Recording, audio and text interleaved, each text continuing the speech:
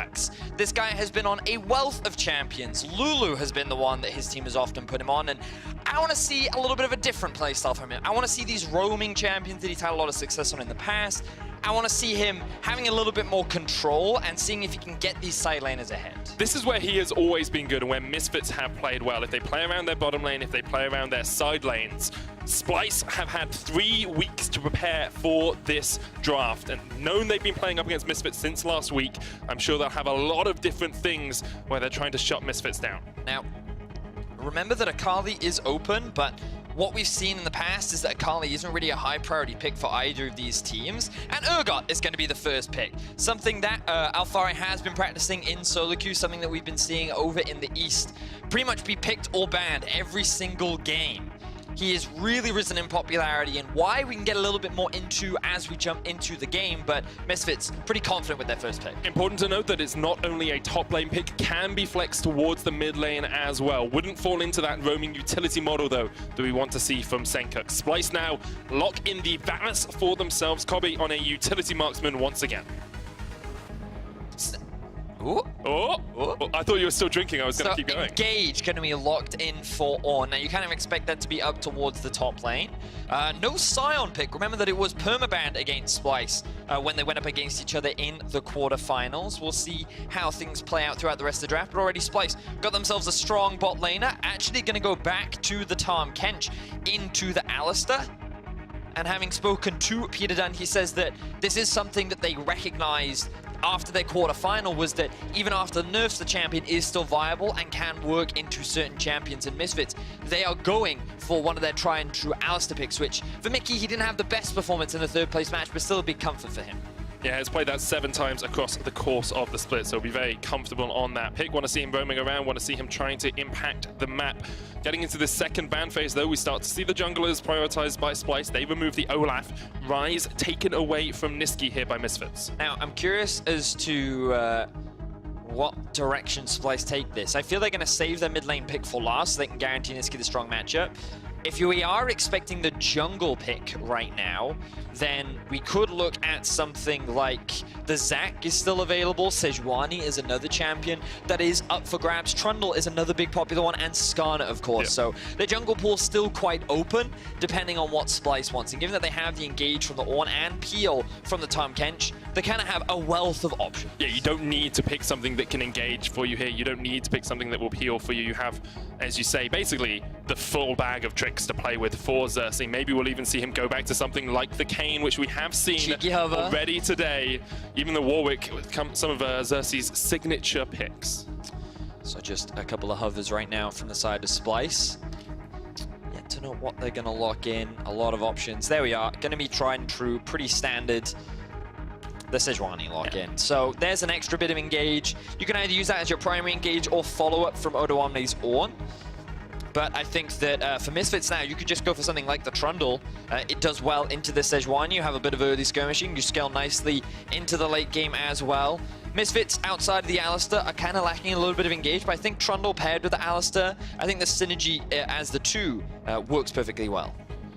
Aatrox still available for them as well. They'll grab that. Could be mid Aatrox, could be top Aatrox. It could be flexed to either, yes. Lots of different opportunities still here for Misfits. They have their final pick, and that will probably show us where things are likely to go. Although I don't think it will. No, you can still flex the Aatrox and the Urgot around. So just looking towards that jungle, as you said, Trundle is a very real option here for Misfits.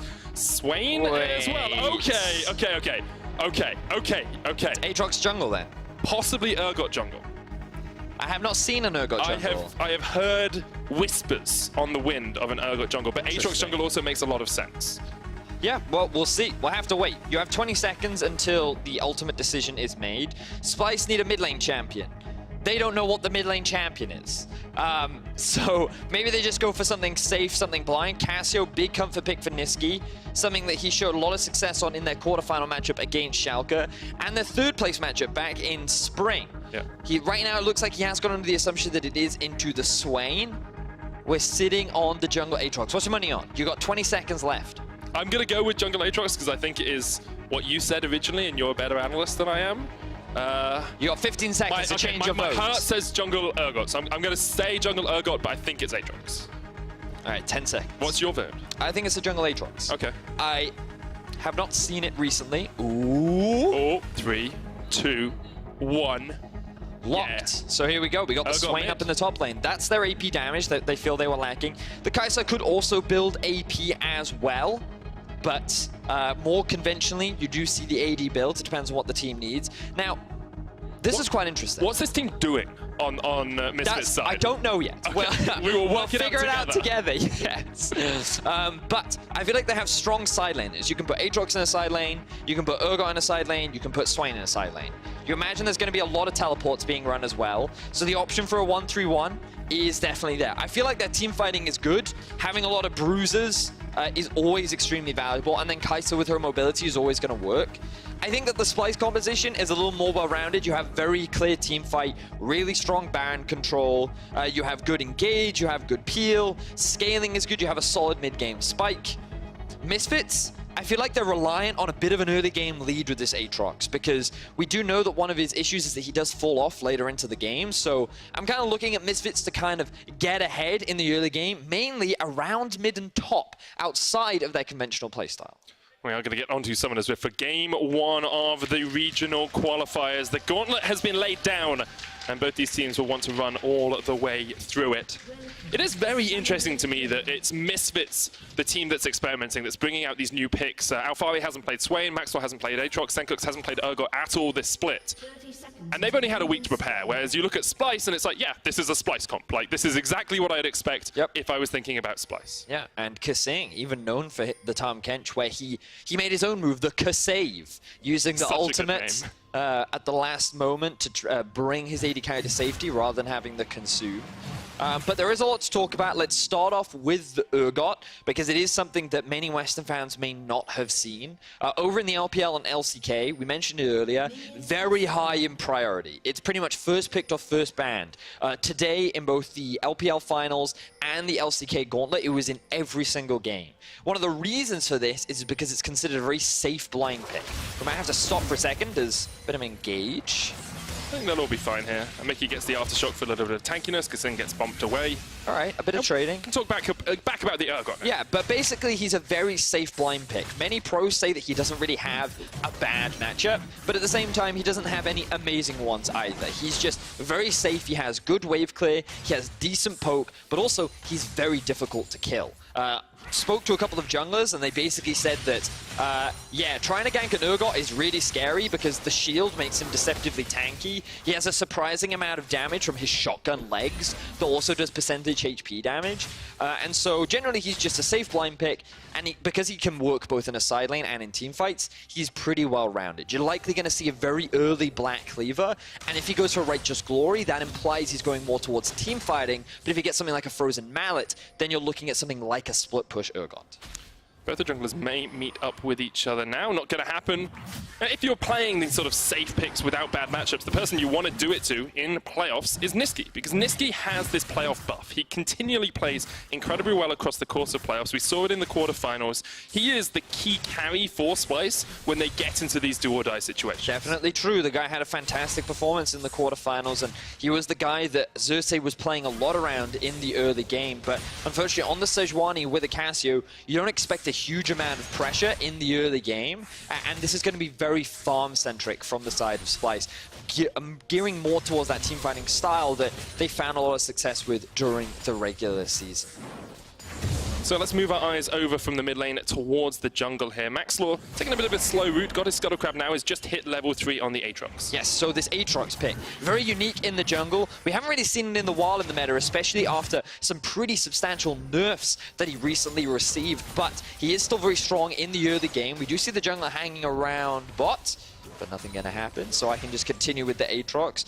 And the thing about it is, yes, it's strong in terms of early game. It has decent jungle clear because of the amount of AoE that it has available to it. And in terms of early skirmishing and damage, you would imagine that it's great. Combine that with the ultimate 2, potential for tower dives could be very strong as well. You look at things like the Urgot, and you also look at things like the Swain. Both are very effective at being able to set up dives because of their bruiser nature and ability to soak up a lot of damage, combined with the fact that your ultimate can resurrect you on the Aatrox. So I feel like that it has the potential to be a strong early game jungler, especially into a tanky jungler like the Sejuani. But whether or not he successfully finds those early ganks is the next question.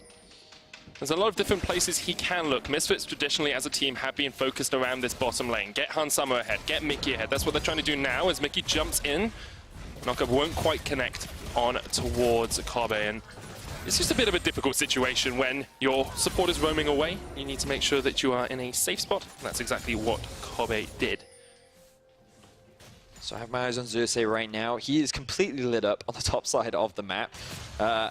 It is fascinating that Misfits are playing more towards the top side, given that their priority is often been trying to enable Hansama and Mickey, trying to get this duo ahead. And by playing the Kai'Sa and the Alistar, you can trade back and forth occasionally, but in terms of the 2v2, you often give the edge to the Varus because of how Kai'Sa is considered fairly weak in the early game. But Mickey trying to strut his stuff already, but this is the risk. You see you go in, Kasting has the peel, and then the chase down coming out from the Varus and the Tahm Kench can be really devastating. So Mickey has to pick his moments when he looks to try and trade.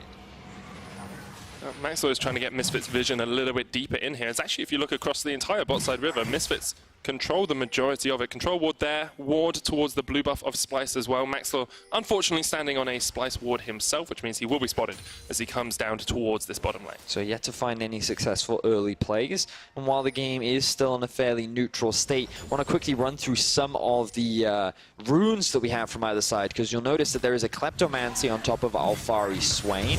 Going to try and increase that gold generation and get Swain to that power point that much earlier on into a tank matchup. It makes a lot of sense, just trying to increase that gold generation. So quite like this. Usually we see things like the phase rush so that it helps stick to your targets. So a slight shift there. We also see the Dark Harvest onto Max Law. There's no electrocute now after the nerfs. After the nerfs, many junglers and players really moved away from the electrocute and now prefer either the Predator or the Dark Harvest option. I believe we saw on his Evelyn in the third place match as well. Senkuk's also running the Unsealed Spellbook. For anyone that has seen the Aatrox will know that this isn't too uncommon. He'll often shift between the Teleport, the Ignite, Exhaust. Sometimes you'll even see Heal, Ignite, Urgot, depending on what summoner spells he has available to him. So there's quite a big shift in terms of priority in rune choices. But for Splyce, a lot of it is very standard. A lot of it is what we've often seen. So a lot of innovation coming out from the side of Misfits. You already talked about earlier. A little surprising, but for a game one, a best of 5, I think it's fine. Mickey coming in for the gank here on towards Niski. Dodges away from the Noxious Blast, but with the control ward in the bush, Niski will be safe for the moment. Nice to see Mickey being proactive on the map as well, moving around, trying to help out Max Lord, joining with his jungler. And now they're setting up down towards this Ocean Dragon. Splyce have to be a little bit cautious, but should be okay for the moment as they do realize that Misfits have total vision control down towards that bottom side. Impressive how often Maxlaw has actually been around his lane to look for a gank and has been able to keep up in farm with Xerxes. He actually got that level 6 first. His jungle clear has been very effective. He has now started off the Drake, given that both mid and bot are pushed. Misfits with a numbers advantage feel confident to secure this one. 7 minutes into the game, Misfits controlling a lot of the map right now. Ocean Drake's so good for them in the laning phase as well. It's one of the best times to have it. And if they go into that 1-3-1 later on, if they use their side waves, that Ocean will just help keep them bolstered up. Having a pretty strong early game at the moment, but traditionally when we see Misfits get ahead, they get a buttload ahead. Usually about 3,000 gold ahead in wins. They get an extra tower at the 15-minute mark as well, whereas Splyce, even when they're winning, tend to take the game just a little bit slower. Yeah, this is just a slight difference in playstyle as we see a bit of an engaged bot. Misfits trying to find their early lead. Kobe flashes away. Mickey goes for the flash as well. Could be caught underneath the tower here. Kasing with a slow with a tongue lash, and they get the chase down. Burst blood goes across the Splyce. Kobe levels up, gets the chain of corruption down. Hansama eaten up, suppressed in the belly of the beast. Tries to get away the killer instinct and the flash used to keep him safe. Good use of the ultimate there from Hansama to get away with his life, but devastating mistake for Misfits in the 2 versus 2. Splyce find themselves an early kill, and it's exactly what we were talking about earlier, Medic. The reality is, if you try to hard engage on the Alistar, the turnaround potential with the Tahm Kench and the Varus is very strong. They have a lot of slows, they have a lot of way to close the gap, and they successfully find a kill onto Mickey. Great stuff for Splyce. Keeps that gold pretty even as well. Only about 200 the difference between the two. And once again, we see Mickey roaming, but Niski's done a very good job of pushing up the wave and then being safe, keeping himself behind that minion wave whenever possible. So we can have a look back here. Mickey thinks that his AD carry is by himself, so he goes to the all-in. The initial play isn't that bad. Hansam also has the ulti. The mistake here is the flash from Mickey. He didn't need to overcommit that hard.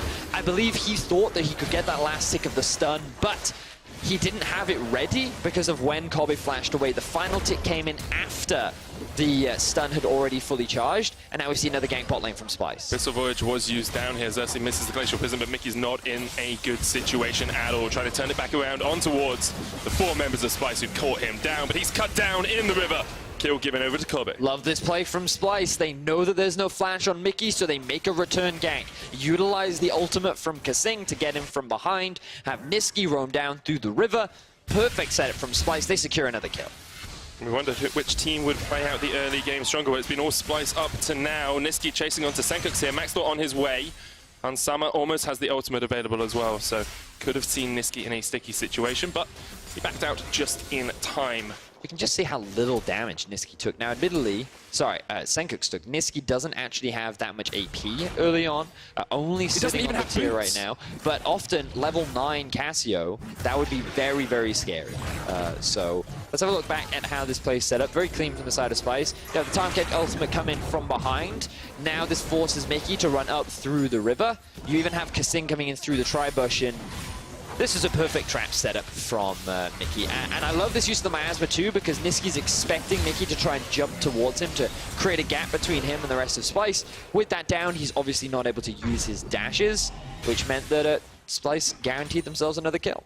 And while that replay was going on, Maxwell did get the Rift held, so he has been able to do something in the early game. Want to see where Misfits decide to use that. Still trading in the top lane. Alfai has a very small advantage, about 10, 11 CS or so, has been able to force Odoamne back, but Odoamne in the late game will have that key game-changing ultimate, which is really one of the main reasons you pick on.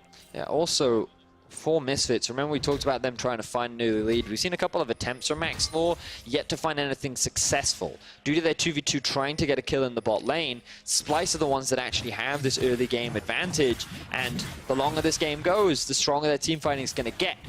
Kai'Sa is always going to be the scariest late game hyper carry in the game. You only have to watch the LPL final earlier today to identify that. But in terms of actual team fighting and damage output, you have the Cassio who scales really well, you have the Varus, there's so much peel as well that Hansama is going to really struggle to just dive onto the backline, and then you even have to look at the engage options too. It's so much easier for Splyce to start off a fight. So we'll see how confident they are in forcing fights as Xerxes now caught up.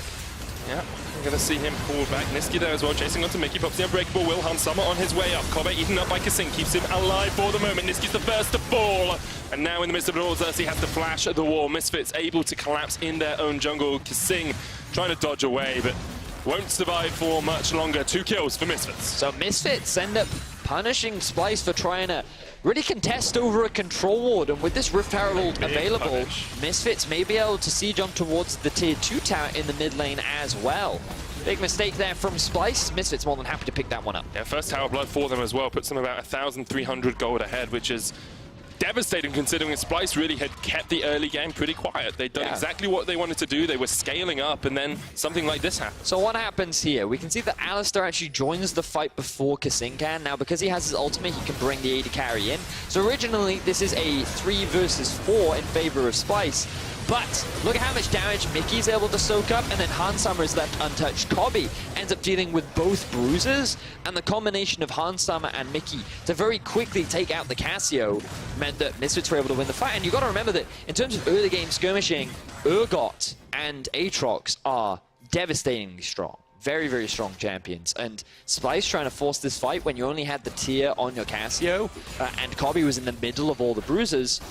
Probably not the best decision making there from Splyce. When your 2-0 AD carry isn't actually getting any auto attacks off, it doesn't usually work out too well for you. Misfits getting vision control down towards this bottom side river once again. Maxwell has been in total control of those scuttlers, and I can't actually remember the last time Splyce had good vision awareness down towards this dragon. It's a Cloud Drake. Maxwell should be able to just do it by himself. Well, look at that lifesteal he's getting as well. jungle item combined with the passive. I'm actually curious, what is Max Law maxing? He's went for Q into the E, still expected, even after the changes to the E. Still want to stick with the same max order. For the Urgot, for those interested, it's Q max into W max into the E max, and then obviously taking your ultimate whenever it is available. So that's kind of expected too. Your Q is your primary poke tool, and then your W is your shotgun legs, which is where a lot more of the damage will come later on into the game.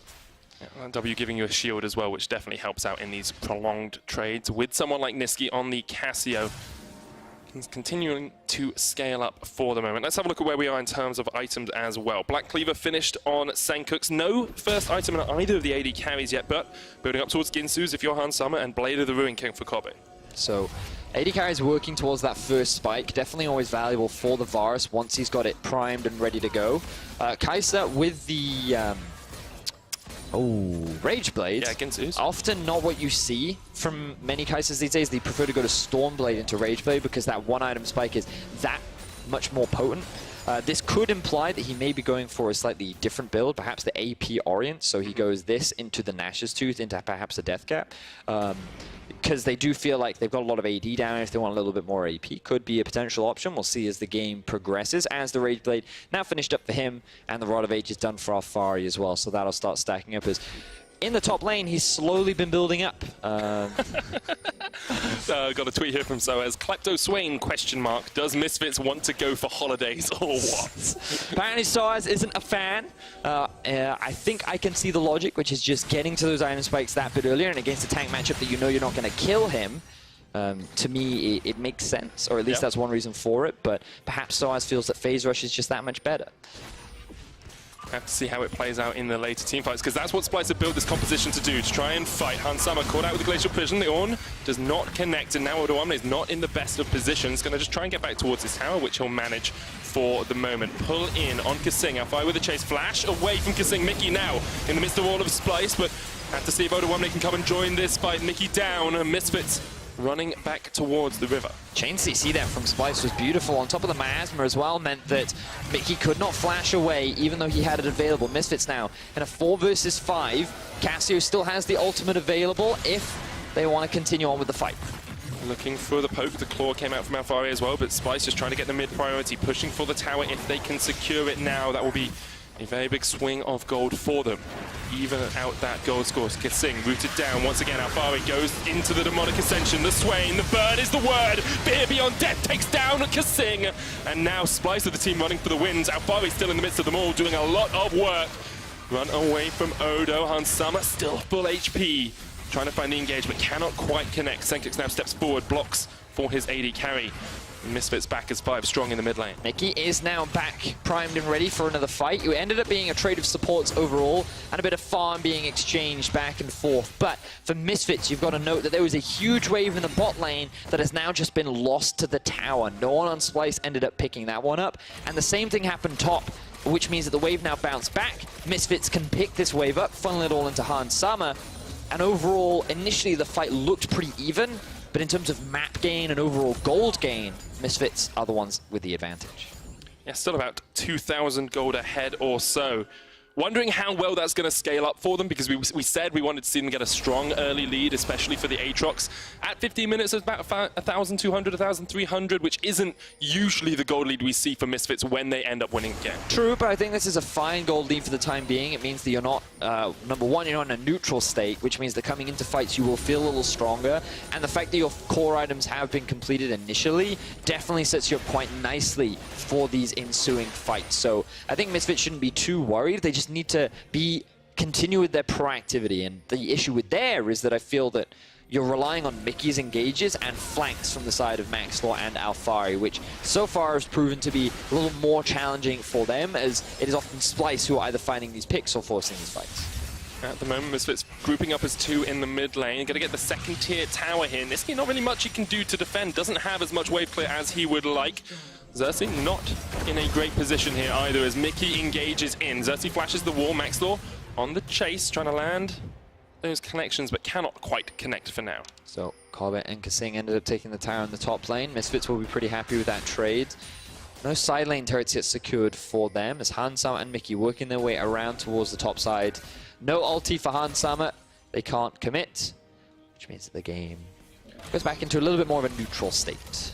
And I like a neutral state in a game like this. Do you? Yes, because in Picks and Bans, we discussed what this Misfits comp wanted to do.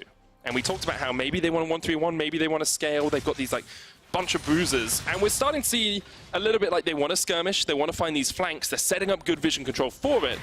But I wonder as the game progresses whether they'll still be able to enact that game plan. Well, it definitely becomes harder, but like we're nowhere near the late game yet. You know, we're entering 20 minutes is basically late game. More like as the early late game, as Fisher likes to say, the really early late game. No, you're kind of late game to me is kind of decided by items. So 3+ items is where I start to think, ooh, we're now approaching the late game. But 2 items, very solid mid-game. That's where you see a lot of like skirmishing and fighting, and that's kind of the point at which Misfits will feel very happy to try and fight. And now you can see like they have priority over mids. They're going to secure this bot lane tower. They're investing heavily into deep vision. I think so far the setups coming out from Misfits are pretty good. Splyce, they're not too afraid right now. The main objective they'll look to fight around is Baron. And with the fully stacked up and completed Seraphs from Niski, he's going to feel a little happier. Once the Morellonomicon is finished, he'll be more than happy to actually look for fights. 3 items is really when the Cassio properly turns online. But here we are. Movement down towards the Drake. Dragon of the game, Splyce wants to contest. It's in the Inferno. Maxwell jumps across with the Umbral Dash. Not going to get back in this, and the Inferno will just be given across towards Splyce. Good little pickup from them, and shuts it away from Misfits. So interesting that Maxwell didn't want to take the gamble. I guess he felt that his damage would not be high enough, especially without the support of his team, to be able to secure that in time. Now Splyce with priority mid, and seeing that the Kai'Sa is top lane, felt confident enough to siege onto the mid-tier 1, but Senkuk's wave clear and the Alistar engage was enough to just scare Splyce away. So currently sitting in a 3,000 gold deficit, and the game kind of neutral right now. You'll see a lot of vision being set up around the Baron area as both teams look to threaten this objective. Yeah, Misfits Baron taking feels relatively quick for me with the Urgot Aatrox and the Swain alongside the Kai'Sa. Looks like you do quite a lot of damage. But on the other side, of course, Cassio and Varus are going to shred through any Baron if you ever get the opportunity to take it. But it's all been about Misfits having the vision control and catching Splyce out. Feels like Splyce are playing a little bit on the back foot here, just waiting to scale up, which has always been their way of playing, really. I was trying to think of a better way of putting that, but way of playing, it's always been their play style. Just nice and relaxed. They'll take it slow until 35 minutes, and then they'll kill you in one team fight. That is generally, that's actually what happened the last time they played. Yeah. Misfits were in a very healthy gold lead. About 6,000 gold ahead. Yep, and then Splyce found one team fight and won the game. Yep. So, Misfits, they don't really want that to happen again. Maxwell now level 13. Wow, level 13. There's a 2-level advantage on Xerxes. Highest level in the game at the moment. Tied with a few other people. But yeah, still. but that's actually impressive for a jungler. It means that he's definitely going to be pretty scary and relevant, especially with the Black Cleaver done. So, I have this bad habit of saying that the jungle item is not actually an item. It's definitely an item. Yeah, right, but you know how often we say fully completed, but we don't think of boots as real items? I often have that habit with jungle items too, because they're like a core. You need them to jungle, so I often kind of undervalue their power value. Side, But I will admit that that jungle item combined with Black Cleaver on an Aatrox is a lot of damage. It's pretty devastating. So I definitely think that this 2-item spike for the Aatrox can definitely be respected and considered. And now I just kind of want to see Misfits force on it. You can see the Righteous Glory is done for Senkuk, so he is going more towards that team fight build. It's really effective because what it does is it gives you that bonus movement speed, and then once it gets close, it applies the slow as well, which means that it's really easy to rotate around the target and get all the shotgun legs off into the enemy, which deals a lot of damage. So what says a doctor, the anatomy is shotgun knees. His entire legs are not shotguns. True. Purely his knees. But surely the shotguns would be built into his legs. Into his knee. It's like tiny little baby shot. Oh, I see. That makes sense. I don't know. I didn't study crab creature maybe he has to do squats in order to fire them, you know? It's possible. It's possible. He is pretty hench. Vision once again set up around the Baron for Misfits here. Going towards the Nash's Tooth as well. Next Look at the side lanes. You can see top and bot being pushed in. This is where Misfits can really start to threaten something. Either they can start the Baron and try and get a TP out from one of the members of Splyce, or they can look to maybe force a fight or a pick. You said you expect Righteous Glory Urgot to start some fights. Well, that's what we're looking for now. Misfits pushing in this mid lane. Odo's down towards bottom side, has the teleport if he needs to join up this fight, but Misfits going to come down here instead. Yeah, they're just rotating straight towards the bot lane. They're not going to threaten the Baron. Their deep vision towards top side didn't really get them much because Splyce still have a lot of vision around their own half of the jungle. And while Misfits have full control over the river, Splyce don't really care because they have complete information as to where Misfits are. It's these 1 or 2 wards that haven't been swept away that is really allowing Splyce to play patiently here. Yep. Because if you take away that ward, Splyce have to be so much safer. Yeah. And there was the risk for a die, but I'm just surprised. That's not, in the handbook, that's not typically what you do. You either start the Baron, force the TP, or you kind of gain full control of enemy jungle, and then you look for a potential pick. Misfits decided to do neither. They've written their own handbook. They have a 1-year plan. But it got them nothing, so... I'm not saying it's perfect. It's a different handbook, that is. Well, still, Misfits at a healthy gold leader has kind of stagnated at about 3.5k.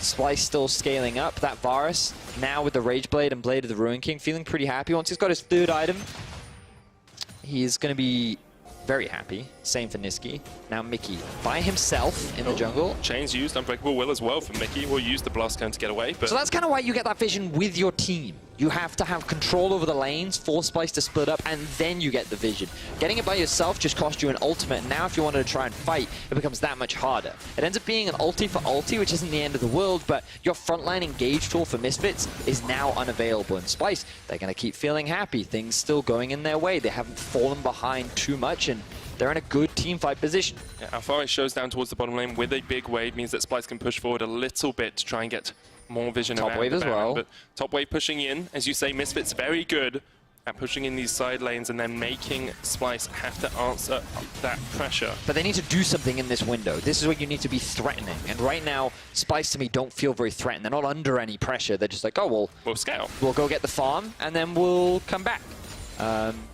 And like we talked a lot about it in terms of scale. I don't know why the focus is trying to kill Odoamne. He has a track record of getting caught out in side lane. True, but he hasn't this game. Yeah, but all it takes is once. And, you get and then you can make the stat, right? All it takes is once. One ISO death, and then we can mess around with the numbers a little bit. Kasing caught out here with the double engage. Kasing flashes away. Xerxes Arctic assaults to safety. Alphari coming in the back line of this fight, but Mickey's so low, he's done. Odo's going to keep Alphari busy, and now Splyce can turn the fight around. Infernal Drake up in just a couple of seconds. This fight could be monumental in the state of the game. Alphari goes into the Demonic Ascension, but really not doing too much. Can wait for its timeout. Glacial Prison news. Alphari is gone, and now Misfits have been absolutely shredded in the jungle. Kobe keeps himself alive for the moment, and Summer jumps in. There's one! The AD carry from Misfits coming up big in the final moments, perhaps, of the fight. Maxwell, Senkooks, and Hansama will escape for the moment, but Splyce do get their reward. It's an Infernal Drake. And Splyce didn't have to do anything there because that was a terrible engage from Mickey. We already talked about his lack of ultimate. He just flashes into 3 members of Splyce, and while the engage initially looks good, Hansama doesn't immediately follow up. The Urgot isn't there for a flank. The Swain is not in a position to get involved because he's zoned out by Odoamne, and because Mickey isn't tanky enough, he ends up just melting. So Splyce go, oh, okay, we'll take this free fight, and now they can just continue. 5 versus 4, things are feeling pretty good. This is where things start to look a little more positive for Misfits because a lot of damage is soaked up by Alphari. Maxwell does a huge amount of damage onto Cobbett, which means that Hansama can come in from the flank and secure that kill, but Maxwell just barely gets away with his life, and they're able to trade 1 for 2, but they lose an Infernal Drake. So Splyce, they're feeling very happy right now. They're continuing to scale up. They now have 2 Infernal Drakes on a Cassio and a Varus. So things are looking really good for Splyce, and even though you're at this gold deficit, like, you're still feeling pretty happy, and with the engage tools that you have, you can just look to force these fights a little bit later on, especially with some of these summoners now unavailable. Splyce are very comfortable playing from behind, about 3,000 gold behind in this game, but Misfits did do something. It's what we said we wanted them to do with the side lane pressure. They just didn't do the right thing. Would have liked to see them go for the Baron. It just felt so forced, you know? Like, you had so many better opportunities earlier, and in this instance, you're just like, all right, I'm going in. I mean, Moose did say in the pre-game interview, we want to stop Splyce from stalling, and maybe Mickey there was like, okay, Splyce have stalled for a long time, we need to break this, and went for the engage. Felt perhaps there was a little bit of pressure. But I mean, if you want to stop Splyce stalling, then use the Baron, right? Yeah. Because the Baron is a much more reliable way to force the enemy team in. You'd at least get a teleport out, and remember that you have a TP of your own, plus you have the spellbook on Senkooks to TP around, so Yeah, I feel Misfits right now have kind of failed to stop the stalling of Splyce, and we're going to get to a point where we do get to see Splyce's team fighting, and we know that is their biggest strength. I will definitely be keeping my eyes on Miski as well. We already talked about his playoff buff, and I feel that he's in a prime position to be a huge carry for this team. Have to keep our eyes on Kobe as well. Yeah. 4-1-1 on that Varus, building up towards that third item, getting towards the late game that we identified earlier on. Hansama in that last fight did a lot of work, has the Nash's Tooth now. The question becomes, can he match an AD carry that has just more behind him? Odo is super tanky, Zeus is super tanky. I like this shift towards the, I've forgotten the name of it. What's the ninja helmet? Adaptive helm. Adaptive helm. I love this item against champions like Kai'Sa and Cassio, especially Varus as well. Just those on-hit kind of builds. It's really effective with the amount of damage that you can reduce. So I like that pickup from Xerxes, also like it from Senkux. Maxwell could be in some trouble now, but he can just about dash over the wall. Where do they have that priority? I believe bot wave is slowly pushing in favor of Splyce. They're actually looking for a collapse on top. Here comes the Tom Catch, Abyssal Voyage joins the fight now. It's a 4v3 for the moment. Teleport coming in. Chain of Corruption does not connect. Splyce might just want to disengage now. Not sure you want to force anymore. Senkux on his way up on the Urgot. Still a little bit of time before he joins this fight. Singh cleanses away. And it's just going to spit out his teammate. So what was used there? Varus ultimate, Tahm Kench ultimate. Not much gained off the back of that. Everything is available for Misfits, which means that the map kind of resets right now. Splyce have the wave slowly pushing bot. This isn't actually great for them because the problem with slow pushes is a lot of unused farm ends up not going anywhere. So they have to make sure that when that wave gets close to the tower, they force something. Because you want to try and force Misfits to lose that gold as well. But Misfits are actually just starting this one off. Very little information for... They have no idea. They have no idea. They've got no vision there. Maybe the vision of Empire will make Xerxes think. Maybe he'll now think, maybe, are they there? It's possible. They're going to get it. 3,000 HP, Misfits. Just going to be able to secure the Baron here. They've snuck it away under the very noses of Splyce. There's the Baron. Misfits finally make the call they need, and Mickey is going to be the sacrifice for it. He will fall at the end of this fight. Alfari chased out by Odo Omne as well. Doesn't quite time the knock-up. Alfari gets a double root. Just going to keep running away for the moment. Kobe on the chase here as well. Max off towards the side, but Splyce can't push any further. They don't have the vision. So Misfits end up picking themselves up a pretty clean Baron. Splyce, after that bit of an exchange up top lane, weren't expecting Misfits to just rush it down, and they did it as a two-man. Maxwell with the lifesteal was able to tank it up for long enough, combined with the damage from Hansama, means that that's a big objective that now makes sieging that much easier for them, and it's also a win condition that's taken away from Splyce. So Splyce dropping the ball there a little bit, open up the map, and Misfits now in a much more convincing position than they were in earlier. Yeah, getting Baron 31 minutes in, 4,000 gold ahead. You've got 3 items on your Kai'Sa with the Zhonya's, you've got 3 items on your Urgot, 3 items on your Aatrox, 3 items on your Swain. You are in a very strong position, especially if you want to go for that 1-3-1, which is what they're doing right now. So they do have teleport on Senkux, unavailable for Alfari, but I believe that top wave is slowly starting to push up. He's playing a little bit more reserved because he's not entirely sure where the rest of the Splyce members are. But now we want to see this siege coming out from Misfits. Remember that there's a lot of short-range members on this Misfits side, and there's a decent amount of wave clear on the side of Splyce, so they may have to go for a dive or just rely on their split push pressure in order to break into the base of Splyce. A minute of the ban buff is already gone, and we actually haven't seen Misfits get anything out of it. They have a big wave up towards the top lane. Splyce going to get a tower for themselves, but the question becomes for me now, Misfits looked apprehensive when they were playing for the Baron. Now with the Baron, can they actually take the game by the scruff of the neck? Well, that's the big question. Again, it is hard. They show a lot of respect to the engage tools on Splyce. They know that that damage is nothing to scoff at with the 3 items now finished for Kobe. The needlessly large rod picked up as well for Niski.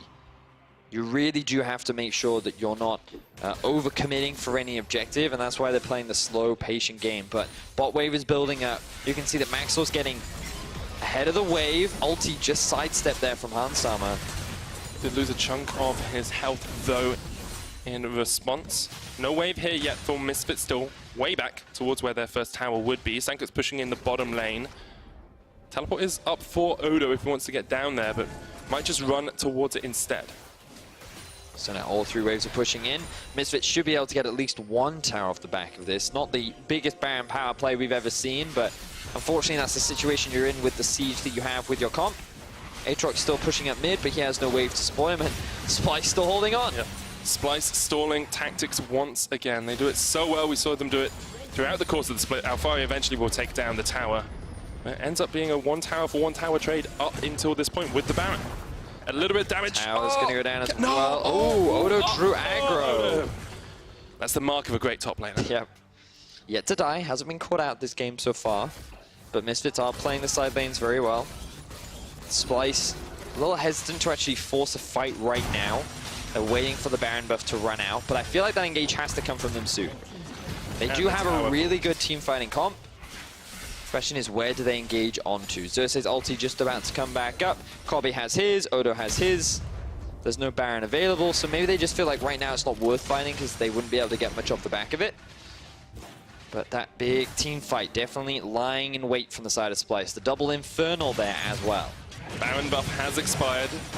Splyce did not lose an inhibitor tower or an inhibitor, so their base is still in good shape. 2,000 gold off that Baron, not the most monumental advantage off it. Misfits will secure an Ocean Drake as well. So about 5,000 gold ahead. Let's have a look at where that sits. 2,000 gold lead actually up in the top lane for Alfari with that Kleptomancy. 2,000 in the jungle as well, and then the rest of the map, it's relatively even. Low kill game. 10 kills in 34 minutes? After watching the LPL this morning. Yeah, but we watched LCK and there were 4 at 30. There were. So I'm pretty happy with this. Big difference in styles. But like when you think of Misfits, you think a lot of skirmishing, a lot of fighting, a little more action. But they had to fix the mistakes they had in the Vitality series. We heard Moose talk about it. He said there were some glaring errors that we had to fix. I think draft was one of their biggest issues. Yeah. And even now, I'm not entirely sold on their draft, but it is working for the time being. A lot of that is coming off the back of, honestly, Maxwell's great play on the Aatrox, kind of saving some of the potentially dire situations. Now, everyone is grouping up mid. Here's the team fight. It's guaranteed to happen. Odo Omni on the flank. Where is that Ornhorn? Okay, you literally just said it's guaranteed to happen, and then they just... Oh, Splyce, go! Splyce, 1 to 4, still 2 minutes on the Baron, though, so they're waiting. Look at top wave. You can see big wave stacking up for Splyce, right? Baron is spawning in 2 minutes. They're going to be waiting for this objective. Ooh, that's a lot of poke damage coming out from Xerxes. Sorry, onto Xerxes. Chunked out just a little bit. Splyce trying to get mid priority back for themselves. Misfits not giving it to them easily. Level 18 on Maxor, on Senkux, on Alfari. They are all at maximum level, whereas no one from Splyce is yet to get to that mark. Now this is actually great for Misfits because with no minion waves being there in the mid lane, Hansama can just pick this one up for free. So Splyce missed their window, unfortunately for them, but because the Baron is spawning soon, they would rather wait to force a fight closer to the spawn time so they can then quickly turn a successful team fight into a Baron objective, which means the Misfits can push out both mid and top. They can they're able to maintain control over River while also picking up a couple of extra control wards. In fact, Hansama just sold his control. Oh no, he put it down, I thought he sold it. I was going to give him a disappointing chat then.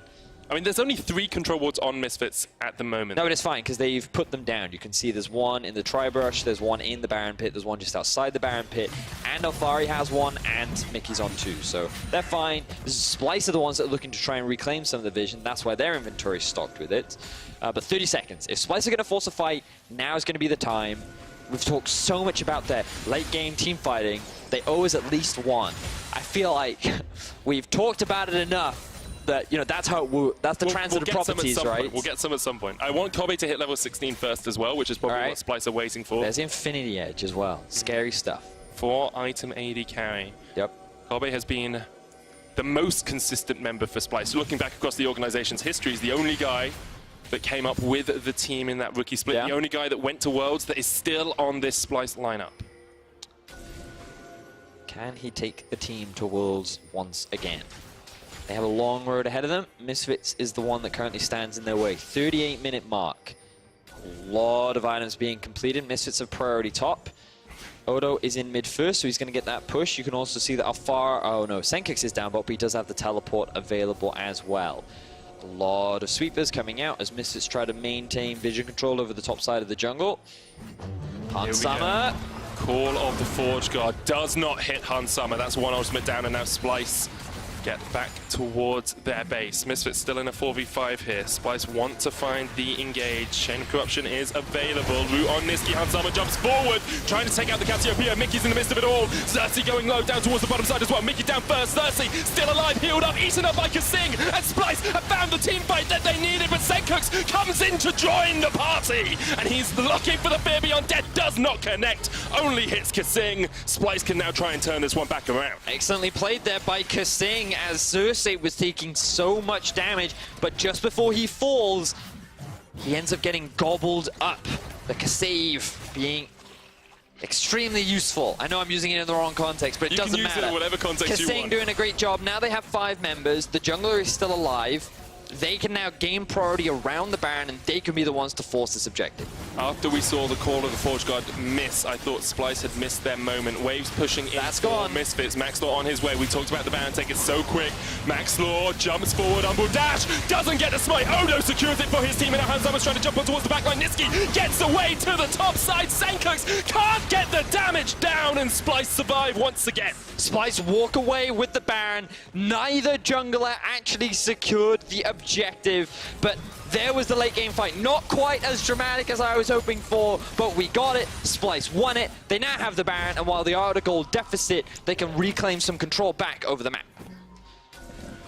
Definitely can. Only 5,000 gold behind, less than 10% difference between the two teams. Let's have another look at this Baron take. So, Maxwell, he does have the flash. Doesn't flash. Oh, he flashed in at the last second. The smite comes down. Not enough damage, and ends up going down to Odo Ame. Now, Senkux, he tries to get the kill down onto Niski. But remember, oh, did he have his ultimate available? I was convinced that it was still on cooldown after the last fight that had happened, which is why he couldn't use it onto Niski. But even so, Splyce walk away with all 5 members. They get themselves the Baron buff onto all 5 members. And now they can start taking down some of these towers that they weren't able to take down earlier on into the game. That gold gap is rapidly starting to close, and the Elder is about to spawn. Either team getting this gets a monumental buff. Looking at an extra 90 true damage, plus that 45 you get from the base as well for Splyce. An extra 135 for Misfits. Taking over on your opponents. We've seen the last time Splyce fought over an Elder Dragon, it was against Schalke in the quarterfinals, and it cost them the game. This time, they don't have to worry about the backdoor, but maybe they have to worry about Misfits. Mickey on the flank, going to try and hex flash across this wall to get in position. Here he goes, channeling. You can see it going. Mickey looking for the flank, and Misfits looking for the fight. Double knockup. Senkux in the midst of them all as well, and now Splyce need to survive. Already Mickey's down. Odo is the only one to fall low on the side of Splyce, and he's going to call to the gods to help him. As Senkux gets himself to safety, but already Splyce have taken down 2. This is another big fight there for Splyce. They don't need to commit to the Elder Dragon anymore. They can just keep their eyes on the mid lane. They have the Baron buff available. They want to secure an inhibitor, and this is the late game fighting that we talk so much about. They just melted through Mickey. Even through his ultimate, it did not matter to the damage of Kobe and Niski. As the front line disappeared from Misfits, they didn't have enough damage to kill the back line. Niski got extremely low, but it didn't matter. The peel was there from the side of Splyce. They now have their eyes set on a second inhibitor. Not going for the full win yet. They will take the gold lead for the first time in about 25 minutes. They get the second inhibitor. Elder Drake still available for them as well. Kasing gets the safety, and Splyce in such a strong spot now. And Misfits, they had a good early lead. They had control, but they didn't force anything. They didn't put the pressure onto Splyce. Splyce were able to stall out. They now got to this point, and they're utilizing on their team fight strength as Odo. Hey, is he finally caught out? We told you he'd get solo killed at least once, Medius. It's chased down by Misfits, but Splyce have started the Elder because of it. Misfits trying to come down and join this party, but they're not gonna get there. Kasing will do this incredibly quickly. Xerxes on his way as well. There's the Elder Dragon going over to Splyce, and they solidify their grip on this game. Double Infernal as well, so Odo's death offered a lot of value for Splyce this time around. In the quarterfinals, he was a big weak point for the team, but he's been a consistent rock as Kobe and Niski have come up huge. Kasing as well. This man's Tom Kench is providing a huge amount of peel in these team fights. Whenever Misfits get super close to killing someone, he is the guy that ends up turning it around. So, Splyce now in a prime position. They finally reclaim the gold, but everyone is pretty much at full build anyway. The 2 carries are where they need to be, and even though they've lost the Baron buff, there's only one lane for them left to push through. It's a bit of a difference between the two Baron power players. Yep. Misfits got about 2,500 gold. Splyce got about 7,500 gold. And the Elder Dragon to buff out their pockets as well. Only this bottom lane left for them to push. Oda Wamley is going to teleport in. And you can see once again, this is almost exactly the same story as when Misfits played Splyce last. Not quite as dramatic as the last time, but definitely a similar story. Misfits holding control over the vast majority of the game, but failing to apply the pressure that they had for so much of the map. Now, Splyce running it down the final lane that they need to pressure onto. They're looking to take game one. There they go.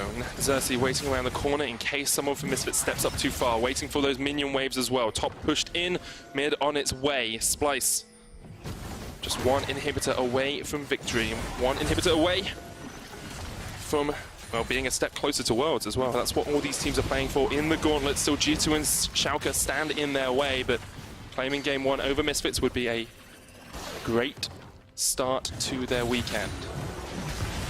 Siege is slow and steady. Splyce just need to wait for the super minions to do the work for them. There we are. There is no need for Splyce to overcommit, overforce. Really the story of their game. And they're just waiting for Misfits to make a mistake. Like, they will eventually take this tower. The Elder Drake is running out soon. But yeah, it's just the patience game right now for Splyce. Oh, they're trying to tank it up with the Bella's Breath there. Was pulled back. Plasma stacking up on him, but he will just regenerate with that Warmogs. Needs to wait 6 seconds for it to reset. Call of the Forge God used instead, trying to force them away from the tower. The cannon wave, Hans Summer locked in the Glacial Prison, but cleanses away from it now. Down towards the bottom side of the fight, Mickey has been caught as well. Xerxes jumps forward, the tower goes down. Odo at about half HP, that's all Splyce wanted. Look for the reset, look for Odo to start regaining that HP. There we are, 112 a tick.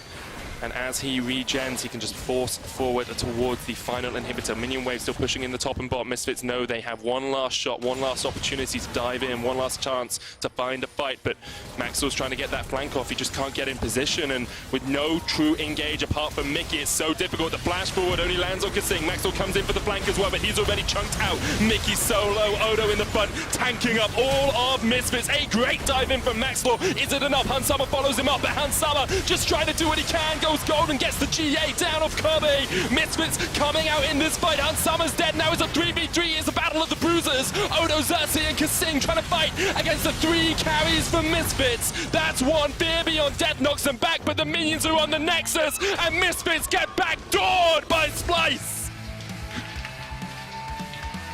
The minions doing what Splyce could not do in the end, which was take the base of Misfits. The fight was looking pretty promising, but Splyce ended up coming out on top, and they didn't need to do anything in this game. They just wanted to wait for the late game team fights.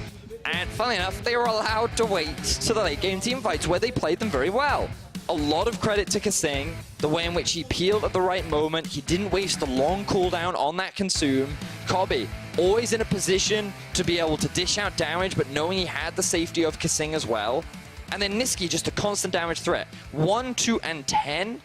But if you end up looking at the end of game damage, you can see that a huge contributor was Niski and of course Kobe on the Varus. So really good stuff from Splyce, playing towards their win conditions, definitely a little bit slow, but the reality is Misfits couldn't pressure hard enough. They had an early game gold lead. We saw they were at a 6.9k advantage, yet they didn't pressure enough. They never used the Baron, they snuck it away, they didn't get much off the back of it, and admittedly it is hard to siege with their composition, but we could have seen them try and force more fights in the early game. We could have seen them try to be a little more proactive, a little more creative, but instead, the game got too long and it ended up being a big win for Splyce. Yeah, I mean, even when we saw them with the gold lead at 15 minutes, we brought it up and we said, usually Misfits, when they win, are further ahead than this. Usually they've forced a little bit more tempo. They've been a little bit more proactive. And I actually think Splyce's minions put more pressure on the map than Misfits did at any point in that game. Yeah, it's very true. Got to throw a bit of criticism towards Mickey as well. His Alistair was not the best in the third place match and definitely made a couple of questionable decisions this time around as well. Trying to get deep vision without the rest of his team, trying to force an engage without the proper setup. Hopefully Misfits can apply a little bit more pressure throughout this series, otherwise Splyce primed and ready to take the series. Yeah, reason people are picking them up as one of the best teams in the gauntlet. We're going to send it over to the analyst desk to break down game one. Well, thank you very much, Medic. Splyce takes game one. I have to say, for all we boasted about it being the most competitive gauntlet ever, this does have a bit of a semblance of the first game in a best-of-5 of possibly a long week. I think we can identify that on both teams. Players seem like they have to get into it a bit. It's very slow. There were a lot of mistakes made on either side that they want to clean up, but Splyce in the end has the clearer mind in game one. I mean, Splyce, classic Splyce fashion, make it to late game, and then they get some big late game team fights. Yeah, they get late game team fights, but I think it is fitting that it is the minions who had their head in the game the most. True. Let's take a look at the final replay, and in the end, how Splyce win. Well, these little guys do it for him. I'm really wondering if their shot call was from Splyce. Just keep fighting because our minions finish. Or Probably. Everybody was just like, oh, we won. It was definitely not the shot calling from Misfits right there in their case, but I mean, it does fit because I think the biggest problem in this game and why I think we can say this was just, it was a week or game one kind of thing, was just like mechanically the amount of missed skill shots. Luckily, minions have no skill shots. Yeah. They cannot miss them. They will hit the Nexus, and Splyce figured that out. Who knows? Splyce was, you know, doing some motivational talks with the minions to say, guys, you can do this. This is your moment. However, all jokes aside, this is still a very important series. So I think if it's a bad game or a good game or whatever, Splyce did win it. And that is the most important thing. And they're going into game two with a positive head. Now, let's take a look back at picks and bans. Very interesting. Hussein said, we have a lot prepared. And well, lo and behold, Aatrox for Maxor, Swain for Alfari, and Urgot for Senkox, all the first time we've seen this from them. So, Sheepy, what do you think of the fact that Hussein and Misfits decided to go as creative with their first draft? Yeah, I think the first 3 picks were good, and then they went Unicorns of Love and just picked, you know, weird stuff and weird lanes.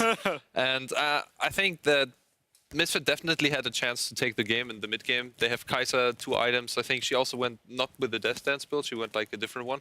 And yeah, now. What do you think of the draft, Chief? Yeah, I think From both overall, sides. I overall think that the first 3 picks for Misfits were already super, super strong, and I was very, very surprised by how effective the Aatrox was. Yes. I think the Swain wasn't really doing much in this game. There was too much medium threat targets, so you know you run into a Varus, you want to run into Cassiopeia and a Sejuani. That I really didn't like, and I think that after the first 3 picks, they could have really just facilitated the Kai'Sa and the Alistar together for really strong team fights and just win the game off of that.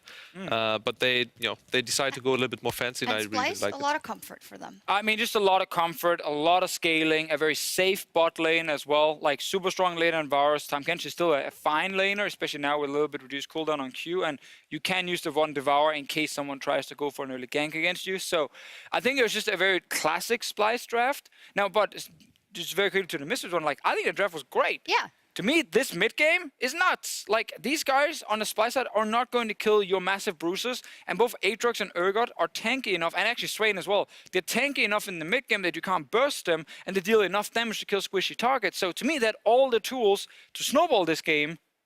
Sadly, they don't know how to use the tools. I think that is the TLDR for Misfits and how they approach this game. I did want to pull up the keys to victory from Splyce just before that. Actually, just comically, because one of the points we said is that, you know, stay safe in that bottom lane, hang around mid with Xerxes and Niski, Yeah. and bot lane must survive the early game. They because did. Traditionally, when you look at a Misfits bottom lane versus Splyce, you know that Splyce wants to go late, and Misfits want to go ham in the early game bot when they can. However, if we pull up the first replay, and I think this kind of spelled what we were going to see from Mickey X's Alistar, unfortunately, for the rest of the game, they give up first blood, and right after, they're also give up another kill. See, this is great. This is not great. Yeah. And I think also you should have spaced out the W and the Q from the Alistar, or does WE and then into Q flash. But overall, bot lane, I think, after the first kind of suicide from Mickey, really underperformed. Mickey overall also had very questionable plays in the game where he's just jumping in without ultimate and this kind of stuff. Didn't seem so coherent. I really think we should all expect way, way more from the next coming series, and I think the players themselves know that as well. We have seen like snippets of how they are talking, and I think the coaches will also make clear that the mentality is better for next game. Because this is what I want to see. These kind of fights where the bruisers are like in melee range, it's really difficult for either Cassiopeia or Varus to just stand still and auto attack because you're constantly getting chased around, CC'd. Like, you always need to move away from Urgot so he doesn't just get the ult onto you. Like, these kind of things. Like, that fight was fine, but the start and the middle. see, I thought when we picked the 2 deaths in the start would make it like, okay, it's not going to get worse. No. But it got worse. You know, you already said it. You know, he engaged without ulti. He misses combos. Like, he is one of the most important players on this team. They will put him on engage because that's how they often start fights. And if they are going to snowball against Splyce, they need engaged supports that are executed properly. And it almost felt like it was the other way around between Mickey X, the guy that we expect a lot from and to engage and whatnot, and Oduwamne, who we had our doubts about after his quarterfinal match. He did show up today on Ornn. Granted, it is a very good champion for him. It doesn't matter. It's about pulling the trigger. He missed a couple of Ornn horns, I think, notwithstanding, but in the important ones, he came through. Yeah, I think that Oduwamne can also do a little bit better for the next game. I We're think very negative, but I mean, it was No, bad. no, I but mean, we're honest. We're being honest. we're really being honest here, and I think the players see that too, and that's Yeah. why all the faces when we saw them, they were very concerned. People were really talking a lot, and you don't always have that. And I think that's a good sign. And honestly, it also kind of shows the scene how important that is for the people, because that's not usual something that we're expecting from the players of that caliber. They are the 6 best teams in Europe, right? And we have seen them going toe-to-toe with teams like Schalke and so on and so forth, so or beating G2 just in a 3-0 sweep. So definitely showing a lot of nerves, and I hope that over the games maybe people become more comfortable, because one of the biggest points for such a long series, the best of 5, is the mentality and how it changes over that. Exactly, and I actually asked some of the players, before we went live, if playing in the gauntlet, is it a different feeling compared to playing like in normal playoffs? And they're all like 100%, because it's your last chance. And Shiba, you said And this in the intro I really as well. think that the people are also, when you're seeing them, they're standing in front of each other and they're just second guessing them all the time. We see the top lane engaged from Splyce, they have 5 versus 3 or something like this, but Misfit was that, and they just didn't feel confident pulling the trigger. And I hope that those kind of nerves are going down a little bit, because mental fortitude really is the #1 key to victory. I think that's here. a great point, and it reflects the fact that if you don't win this series, you're done for this year. There is long no summer holiday. split. There is nothing else. You're absolutely done, so you have to put it all on the line. With that in regard, I'd like to take a look at the final replays of this game. Specifically, Splyce came out on top, and as said in the mid-game, when Misfits is supposed to be incredibly strong, Splyce finds a way. So how do they turn these fights around? I mean, first up, Misfit, Mickey just jumps in there without ultimate, so just suicides himself. No follow-up was there as well, so this is now a 5 versus 4. They are starting to go for the team fight. And honestly, right now it's a little bit hard for either side to make progress here. They are going easy for the Swain, and I think after this it's just an easy follow-up. Look at the damage of Aatrox. That's your jungler, by the way, doing that. And also I think Maxlow was 130 CS up in the end from Xerxes, so even though I really do think Maxlow is a standout player for the Misfits squad, and maybe they should put him on a champion like Kindred. And here The sequence of events is also quite hilarious. I mean, it's just a lot of things with it, obviously. Like, at this point here, we look at Hans Sama to be the big carry on Misfits.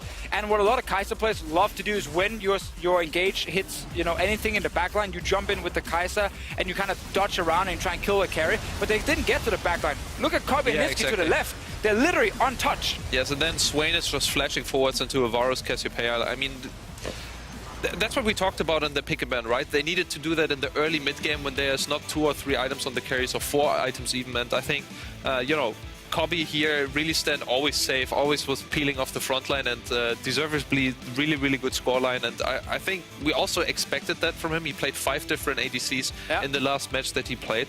And yeah, stepping up huge, and I think we're gonna see more of that from Kobe. And I think this was such a classic Kobe game, like super consistent, everything he's doing, not flashy whatsoever. But when you have Kobe on your team, what you expect from him is good positioning, a lot of damage in team fights as long as you peel for him. And we got to see a bunch of fights here where the engage did not hit him, and he just turns it around. And Varus, if he gets to stand still and auto attack, deals insane amount of damage with items. So. And comfort zone for Splyce. They have the longest average game time in the EU LCS in summer. This is what they want, and this is what Kobe wants. It worked out. They also had a great for them. Cassiopeia and an Ornn, so the later the game all goes, there, baby. they were just like, okay, So we're very gonna win this. quickly, the players are almost ready. We're going to take a quick break and then come back. But Misfits is now on the back foot. They have chosen blue. When I watch this game, I think Misfits, give me something in the early game. I know you're spiking in the mid game, but start setting that up earlier. Is that the main advice you would give them for going into game 2? I think I would give them the advice that they should be a little bit more proactive. There should be some mental coaching there, and just saying, hey guys, we had really the game in our hands. We were 7k up or something like this, and we had the setup for Nasher. How come we didn't pull the trigger? What's going on? And I think after this, that should be clear. Pensive Alfari, not often see him like that. No, alone this on is stage. not a good sign. On his own, always a little bit interesting. All started by Reckless. A lot of players trying to follow up the trend, but I think if I'm Misfits, like as the large coaching staff they have, like I would go straight to Mickey. and just be like, dude, forget this game. You know, yes, you had a horrible start. It clearly affected you during the game, but if we're going to win before we go full late game against Splyce, they need Mickey to perform. So I think him stepping up in game 2 compared to game 1 is the biggest change they need. They can go for the exact same draft, but better Alistar play. We'll see what happens. It is a long road for both teams, but for Splyce, they got off to a great start against Misfits. We will see if they can take us to match point right after this.